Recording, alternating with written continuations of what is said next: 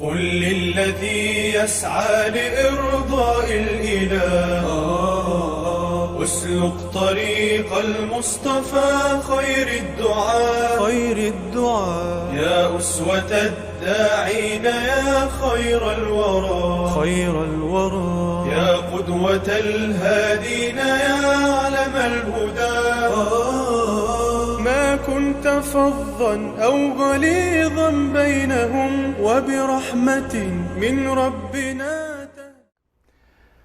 بسم الله الرحمن الرحيم. أحمده سبحانه وتعالى على منه وكرمه وإحسانه، وأصلي وأسلم على المبعوث رحمة للعالمين محمد الأمين وعلى آله وصحبه أجمعین. بینندگان ارجمند و گرامی شبکه جهانی وصال حق، السلام علیکم و رحمت الله تعالی و برکاته. خوشحالم که بار دیگر با قسمت دیگری از سری برنامه‌های با دعوتگران در خدمت شما گرامیان و عزیزان هستم و باز هم خوشحالیم که در این قسمت جناب حضرت مولانا مجیب الرحمن انصاری را البته در سومین قسمت در استودیو با خود داریم و بعد از عرض سلام و ادب البته خدمت شما گرامیان، خدمت جناب مولانا صاحب مجیب الرحمن نیز عرض سلام و ادب و خسته نباشید دارم و حضور ایشان را در استودیو خوش آمد میگم. جناب مولانا صاحب سلام علیکم. تشکر. من هم خدمت شما جناب استاد بزرگوار و همچنین خدمت همه بینندگان عزیز و گرامی عرض سلام و ادب و احترام دارم. سلامت باشین جناب مولانا صاحب بزرگوار. البته ما طی دو قسمت گذشته برنامه با شما صحبت هایی داشتیم درباره زندگی نامیتان و فعالیت های دعویتان به خصوص بحث خطابت و منبر و صحبت البته همچنان ادامه داره و ما در پایان قسمت گذشته سوال را که مطرح کردیم ناتکمیل ماند و از اونجا آغاز میکنیم که ویژگی ها و خصوصیت های یک خطیب و سخنور موفق چیست. به خاطر از اینکه شما جناب مولانا صاحب تجربه طولانی در عرصه دارین میخواستیم این را به شکل مفصل تر از زبان شما بشنویم. تشکر. الحمد لله رب العالمین و الصلاة و السلام علی رسول محمد و علی آله و اصحابه اجمعین. در قسمت خطیب موفق، بله. خب شما این سوال را از یک خطیب موفق شما پرسان میکردیم دیگه و ای که شما از ما پرسان کردیم الله سبحانه تعالی ای حسن ظنی که داریم و بینندگان عزیز و گرامی از ایشان تقاضای دعا دارم که خداوند مرا در این راه موفق داشته باشه. جناب استاد بزرگوار، بدون شک یک کسی که در عرصه خطابت و دعوت قدم میگذاره در قدم اول باید اخلاص داشته باشه. یعنی دعوتش خاص به خاطر الله سبحانه تعالی باشه، نه به خاطر ریا، نه به خاطر عجب، نه به خاطر سمعه، نه به خاطر اینکه دعوت خود سبب و وسیله رسیدن به دنیا و به قدرت، بلکه خاص به خاطر الله سبحانه و تعالی. و چون راه انبیاء علیهم السلام هست و انبیاء علیهم السلام شعاری نبود که و ما اسألكم علیه من اجر ان اجری الا علی رب العالمین. و همچنین در قسمت دعوت یک خطیب موفق الله سبحانه تعالی در قرآن می فرماید ادع الی سبیل ربک. دعوت باید به سوی الله باشه. دعوت اگر یک داعی و دعوتگر بیاید دعوت خود را اختصاص بده به سوی مثلا قوم، به سوی نژاد، به سوی منطقه، او دعوت اثر نمیگذاره. بس دعوت باید ادعو الی سبیل ربک، به سوی پروردگار باشه. و در قسمت دوم ادعو الی سبیل ربک بالحکمه، و در دعوت حکمت باشه. یک خطیب موفق متوجهه که مستمعینش در چی سطحی هستن از لحاظ علمی و مکانی که صحبت میشه، زمانی که صحبت میشه، اینها باید مد نظر داشته باشه. مثلا بارها و بارها این مثال در اماکن مختلف و در جاهای مختلف و در خطبه های مختلف مطرح شده که اگر ما در یک محفل عروسی شرکت میکنیم، یک داعی و دعوتگر میخواد در یک محفل شادی و سرور صحبت کنه، اگر در محفل عروسی یک داعی و دعوتگر بیایه از قبر و از حشر صحبت بکنه شاید اونقدر جالب نباشه. اما اگر بیایه سر قبر باز از ازدواج و از عقد و از نکاح و اینها صحبت بکنه بازم جالب نیست. پس در دعوت حکمت هست. ادعو الی سبیل ربک بالحکمه. مثلا جناب استاد بزرگوار یک داعی و دعوتگر در یک منطقه وقت قدم میگذاره اولویت ها رو مد نظر داشته باشه. خیلی مسئله مهمیه اولویت بندی بشه. یک داعی و دعوتگر میبینه که مردم مثلا آلوده به شرکن، او بیایه برای اینا مستحبات رو یاد بده، او بیایه آداب رو یاد بده. یک جامعه میبینه که فرض از پیش اینا ترک میشه، او بیایه تاکید بر سنت ها داشته باشه. بنابراین اولویت ها مد نظر گرفته باشه. نکته دیگر مسئله یک داعی و دعوتگر ای از حکمت هست که متوجه بشه که یک قومی، یک منطقه که اونها مسائل عرفی که دارن و عرفنا اگر خلاف شرع نیست نباید با او عرف در تضاد بشه و نباید در این عرف. و مثلا یک قوم دوچار یک اشتباهی هستن، اگر داعی و دعوتگر با تشدد با این قوم داخل بشه احتمال داره که اینها به مصیبت گرفتارن، به مصیبت بزرگتری گرفتار بشن. شما ببینیم رسول اکرم صلی الله علیه و سلم لقد کان لکم فی رسول الله اسوه حسنه، پیامبر اسوه حسنه هستن برای همه، خصوصا برای یک داعی و دعوتگر. زمانی که پیامبر اکرم صلی الله علیه و سلم ام المؤمنین عایشه روایت میکنن که نبی کریم صلی الله علیه و سلم برای ام المؤمنین عایشه میفرمایند که ای عایشه دوست دارم کعبه بردارم، قوائم کعبه، ستونهای کعبه بردارم مثل زمان ابراهیم علیه السلام بسازم تا دو دروازه داشته باشه، از یک دروازه مردم داخل بشه، از یک دروازه بیرون بشه. اما نمیخوام این کار بکنم چون قریب دوران جاهلیت هست. من اگر کعبه بردارم تا بخوام مردم رو بفهمانم، این مردم میگن دیروز بت‌هایی که چهار طرف کعبه بود برداشت، امروز خود کعبه برداشت، پس شاید این مردم به فتنه بیفتن، پس بنان این کار نمی کنم. یک داعی و دعوتگر وقتی متوجهه که اگر داخل یک قضیه میشه که این قضیه سبب بروز فتنه میشه، سبب بروز اختلاف میشه، پس باید چه کار بکنه؟ یک خطیب موفق اینه که با حکمت پیش میره. ادعو الی سبیل ربک بالحکمه. نکته دیگر و موعظه الحسنه، موعظه حسنه باشه. یک داعی و دعوتگر باید کان اخلاق باشه. ما چگونه؟ ما وقتی که دعوت میکنیم طرف ما کی هست؟ پایین منبر ما کی نشسته هست؟ همه مؤمنین هستن، همه اهل ایمان هستن، رحماء بینهم. ما باید رحم و شفقت بین همدیگر داشته باشیم. او اشداء علی الکفار، او بحث جدا هست. یک داعی و دعوتگر وقتی که جایی که شدت بکاره، اما متوجه باشه که جای شدت کجا هست، جای قوت کجا هست.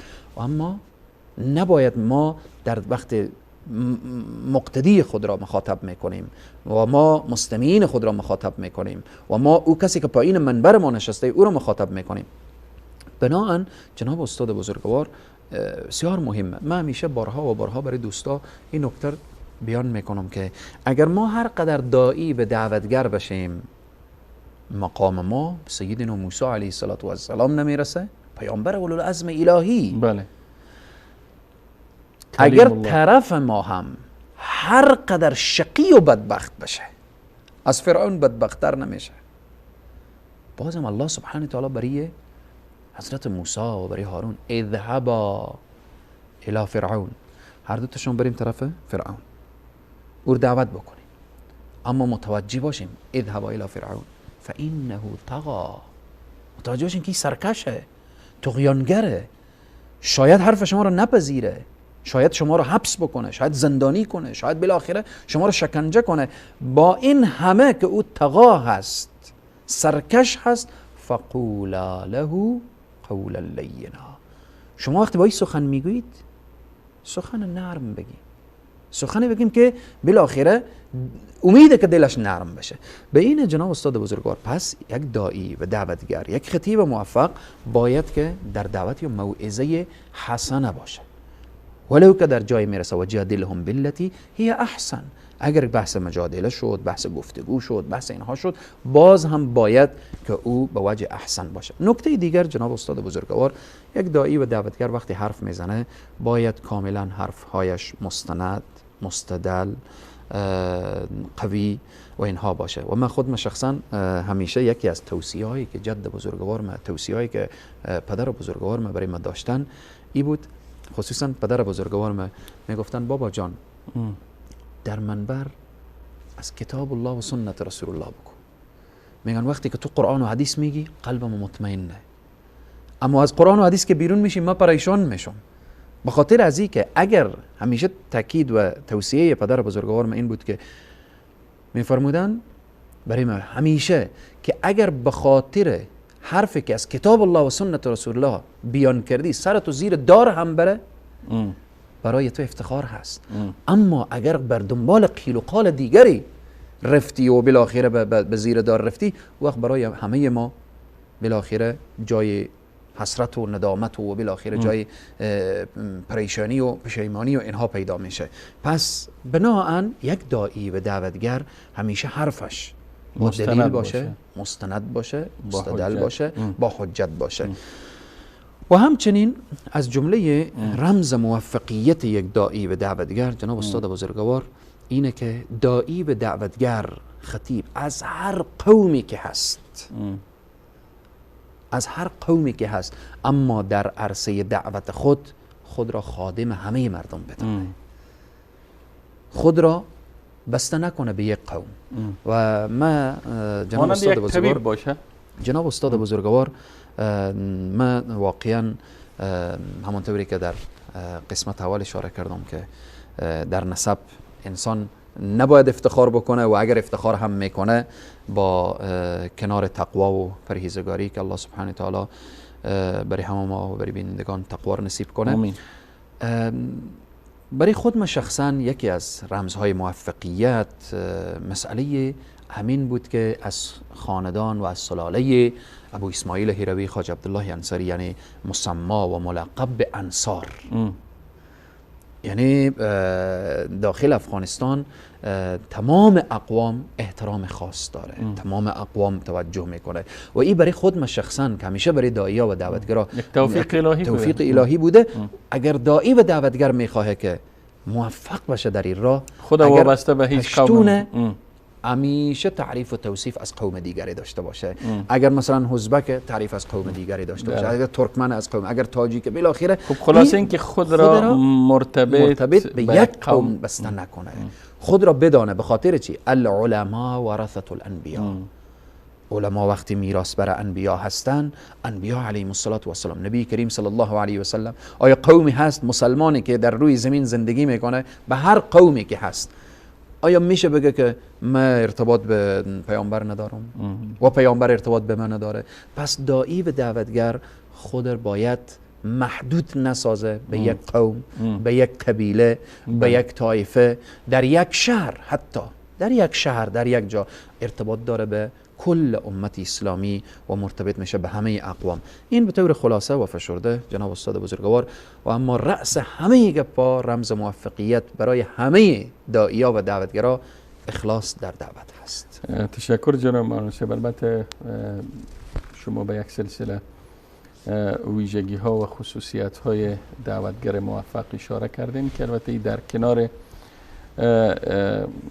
اما موهبت سخنوری و تسلط بر زبان است که در رأس خصوصیت ها شما اخلاص و صداقت و علم و حکمت و موعظه حسنه و شرایط زمانی و مکانی را در نظر گرفتن و اولویات در نظر گرفتن و ای که سخنها و صحبتهایی که میشه باید مستدل و مستند باشه، برگرفته شده از قرآن و سنت باشه صحبت کردیم. خب سوال دیگری که مطرح میشه جناب مولانا صاحب، برخیا به این فکر هستن که میگن وقتی ما منبر جمعه داریم و دروس علمی در مساجد داریم، در مدارس داریم، بر رسانه ها قدر نیاز نیست. نظر شما چی است؟ یعنی نقش رسانه ها را برخی ها کمرنگ جلوه میتن. جناب استاد بزرگوار، همانطوری که گفتیم داعی و دعوتگر وظیفی و سرچشمه میگیره از یعنی رسول اکرم صلی الله علیه و سلم. هدف داعی و دعوتگر اینه که پیام الهی رو باید برسانه. پیام باید رسانده بشه. بله. و این وظیفه و مسئولیتی که بر عهده ما گذاشته شده. اگر ما این فقط در منبر اختصاص بدیم، خب ما در حقیقت مسئولیت رو درست ادا نکردیم. به خاطر اینکه آنهایی که میآیند پایین منبر ما می نشینن که همه آدمای نیک و شریف و با عزت و با کرمی هستن که آمدن داخل مسجد. ما افراد داریم که اونا علاقمند به مسجد نیان، علاقمند به علما نیان، علاقمند به منبر نیان. چگونه اونها را دعوت باید کرد؟ دیگر راهی نیه جز رسانه. و ما داخل رسانه ها وقتی داخل میشیم، یعنی شخص بخواه و نخواه ما دروازه خانه از او در میزنیم. بخواه و نخواه ما وارد خانه شدیم و گفتیم السلام علیکم، پیام دین و پیام اسلام رو به شما آوردیم. اونجا مخاطب در منبر و مسجد میه، اما اینجا خطیب به سراغ مخاطب میره. و جناب استاد بزرگوار، تاثیرات رسانه رو من مثلا برای شما بیان بکنم. خیلی اشخاصی بوده که مثلا با من موافق نبوده، با خودم شخصا موافق نبوده. بعدها تماس گرفته، گفته فلانی من با حرفای تو هم موافق نبودم، با خودت تو هم موافق نبودم، اما الان خیلی محب و موافقم. خب سبب چی شده؟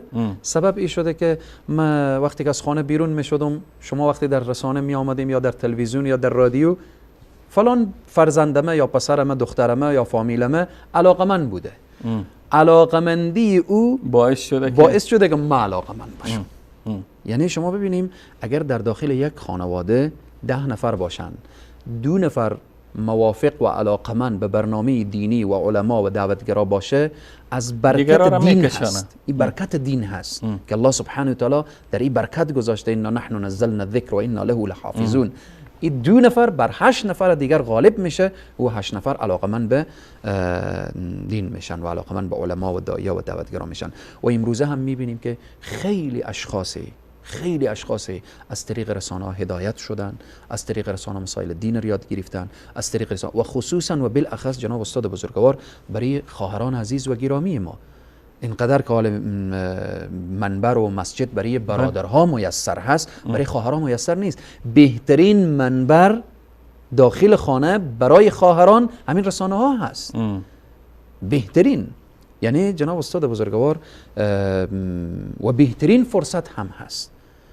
الله سبحانه و تعالی در قرآن وقتی که به صحابه میگه که شما وقتی میریم از ازواج مطهرات چیزی پرسان میکنیم، من ورای حجاب پرسان کنیم، من ورای حجاب. خب امروز تلویزیون بهترین حجاب هست.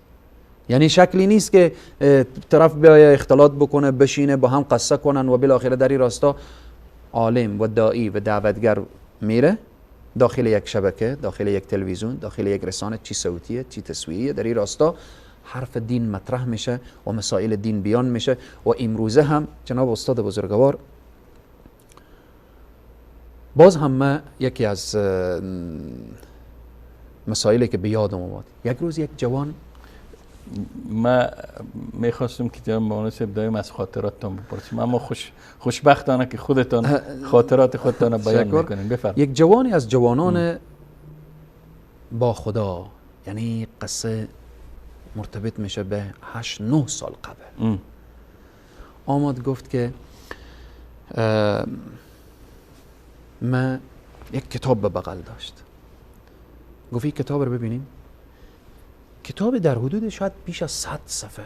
بله. به قلم نوشته بود. به قلم نوشته بود.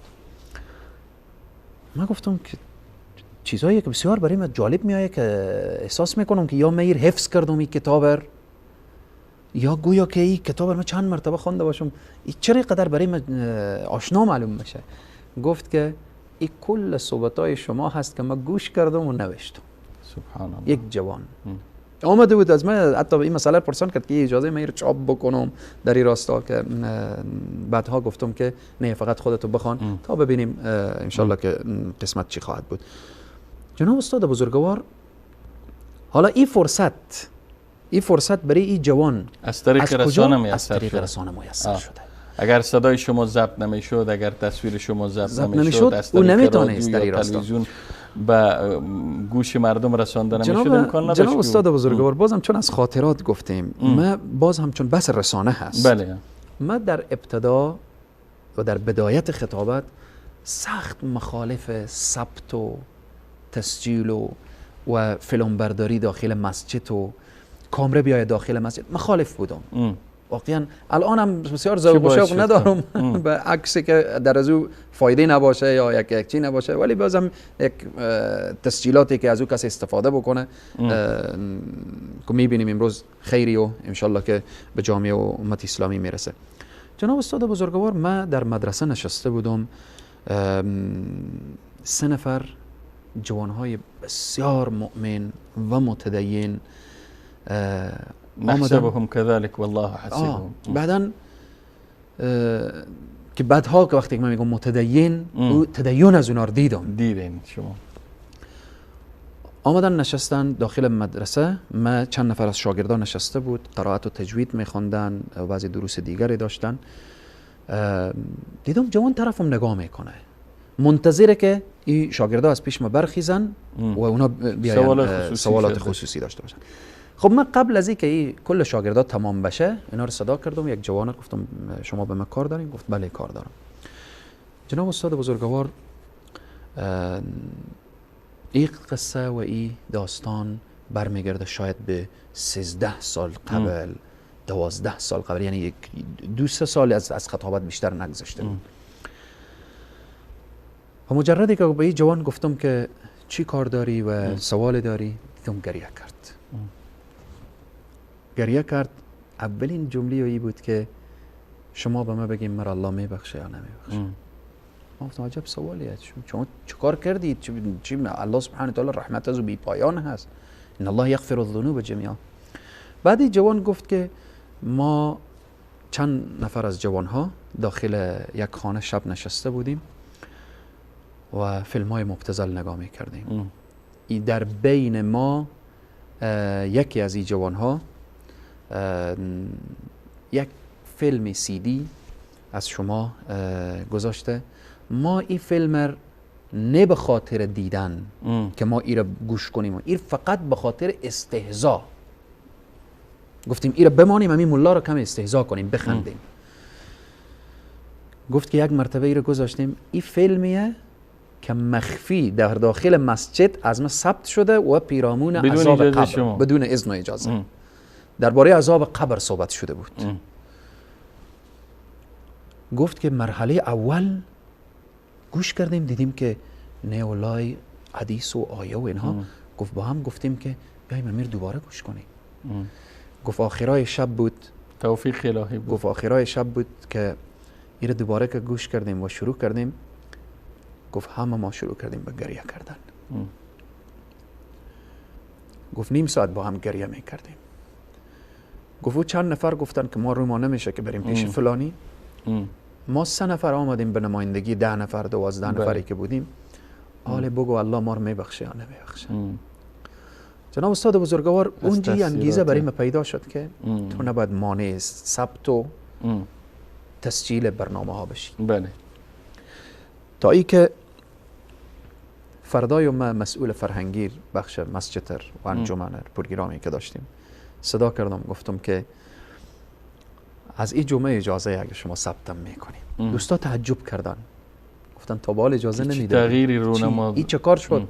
داستان رو برای اینا گفتم، دوستا گریه کردن، گفتن ما همیشه برای تو میگفتیم. گفتم خب انسان هست، امروز نمیفهمه فردا میفهمه، امروز اشتباه میکنه فردا به اشتباه خود، امروز یک قضیه فوایدی رو نمیفهمه فردا فوایدی رو میفهمه. همین بود جناب استاد بزرگوار که تسجیلات شروع شد. با چی؟ بسیار به امکانات کم، بسیار به یک کامره ساده و عادی. بعد از 1 سال 6 ماه برادرها و خواهرها از تاجیکستان زنگ میزنن که این صحبت شما سبب هدایت شده. خواهری از آلمان تماس گرفت که این صحبت شما سبب با حجاب شدن ما شده. به این جناب استاد بزرگوار تاثیر رسانه و تاثیر پروگرام های دینی و اسلامی که از طریق رسانه ها میشه، چی رسانه ها صوتیه، از طریق امروز شاید یک صحبتی از یک عالم داخل یک واتساپ صحبت 2 دقیقه‌ای باشه، صحبت 2 دقیقگی زندگی 40 ساله یک انسان رو تغییر بده. 2 دقیقه و این برمیگرده به او کسی که بیان میکنه که میگه سخن که از دل برخیزد لاجرم بر دل نشیند. و در هر داعی و دعوتگری که در رسانه بیاید، در منبر باشه، در هر جایی که باشه، وقتی در صحبت از اخلاص باشه، یقین بدانه که صحبت به کل دنیا و به نقطه دنیا و داخل تک خانه ها و اینها داخل خواهد شد. تشکر جناب مولانا صاحب بزرگوار. باز هم در پایان قسمت از سری برنامه های با دعوتگران از شما جهان سپاس و امتنان دارم و انشاءالله که باز هم صحبت های ما را در قسمت بعدی تکمیل خواهیم کرد. همچنین از شما گرامیان اظهار سپاس و امتنان دارم که تا این لحظه با برنامه خودتان بودید و تا دیدار دیگر و برنامه دیگر همه شما را به پناه الله یکتای به همتا می سپارم و السلام علیکم و رحمت الله تعالی و برکاته. قل للذي يسعى لإرضاء الإله اسلك طريق المصطفى خير الدعاء يا أسوة الداعين يا خير الورى يا قدوة الهادين يا علم الهدى ما كنت فظا أو غليظا بينهم وبرحمة من ربنا